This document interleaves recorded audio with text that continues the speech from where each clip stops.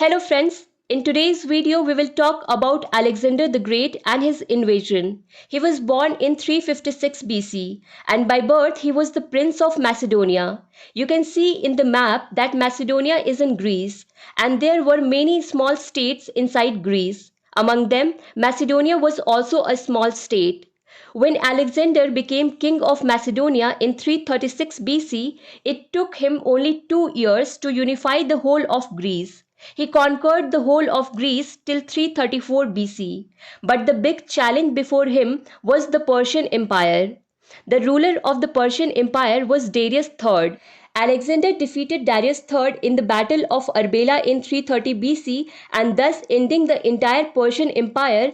Alexander established the Macedonian Empire. It took him only 8 years in this whole process. In this way, by 327 BC, Alexander has reached the Hindu Kush mountains and now his next target was India. And Alexander always had this ambition to conquer India. Alexander wanted to do this because he had been listening to many stories about the wealth of India since childhood. Great Greek authors like Herodotus had also written great things about Indian wealth, because of which Alexander wanted to conquer India. Apart from this, according to the geographical knowledge of that time, it was believed that the eastern end of India is the eastern boundary of the world. This means that if Alexander conquers India, then it is as if he has conquered the whole world, and Alexander wanted to conquer the whole world. So Alexander now had to start the invasion of India by attacking northwestern region of India, which was already politically fragmented. There were two main rulers, first Porus and second Ambhi. Ambhi was the ruler of Takshila and Takshila was between the Indus River and Jhelum River. After that, all the territories between Jhelum and Chenab were ruled by Porus. But before reaching Takshila, Alexander had to cross the Hindu Kush mountains. In 327 BC, Alexander crossed the Hindu Kush mountains through the Khyber Pass. But after crossing the Hindu Kush mountains, he encountered the local tribes of that area. Alexander fought with these tribes for almost 10 months, and finally, after defeating these tribes, Alexander reached Takshila. Alexander's fame had already spread all over the world. Everyone knew that it was impossible to win from Alexander. That's why Takshila's ruler Ambhi kneeled before Alexander without fighting. Alexander thought that it would be fun if the rest of the kings also surrender without fighting. He sent a message to Porus that I am about to cross Jhelum. You come yourself to welcome me and we will get your surrender documents signed there. But Porus decided to fight instead of surrender, and thus after crossing the river Jhelum, a famous battle took place between Alexander and Porus. This battle is called the Battle of Hydaspes. Hydaspes because in the Greek language Jhelum is called Hydaspes. This war was fought in the plains of Kari in May 326 BC, and at the end of this war Porus was defeated. But Alexander was quite impressed by the courage and heroism of Porus.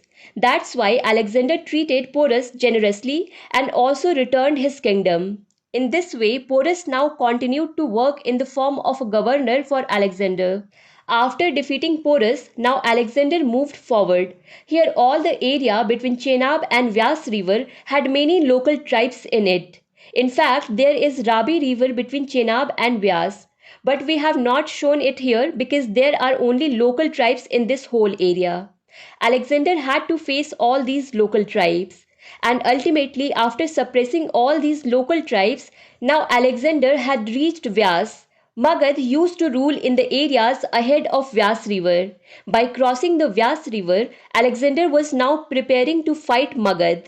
But Alexander's army was now completely tired. For the last 10 years, they were fighting continuously. Along with this, the hot weather of India was not suiting them much, and most of the soldiers had fallen ill.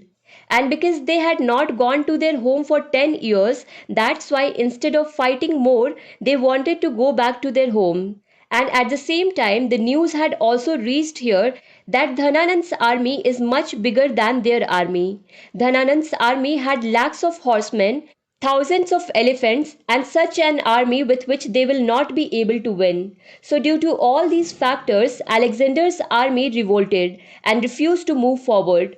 That's why Alexander had to drop his plan, and because he could not convince his soldiers to move forward, he had no other way but to return.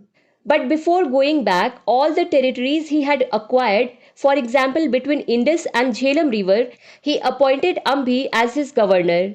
Porus was appointed for the territory acquired between Jhelum and Chenab, and all the territories in the west of Punjab were divided into provinces and appointed Greek governors. For example, Alexander's province in the northwest region, he appointed Seleucus Nicator there.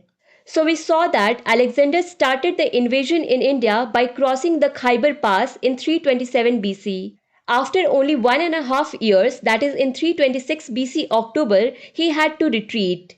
But the journey of his return was also not easy. On his way back, many republican tribes of India attacked his army, due to which Alexander's army suffered a lot. Somehow they reached Babylon by 323 BC, but while reaching here, Alexander became very ill and ultimately he died. So these were the details of Alexander the Great and his invasion. To understand Indian history and Indian polity in detail, do follow Bookstava playlist. Link is given in the description box. Thank you for watching Books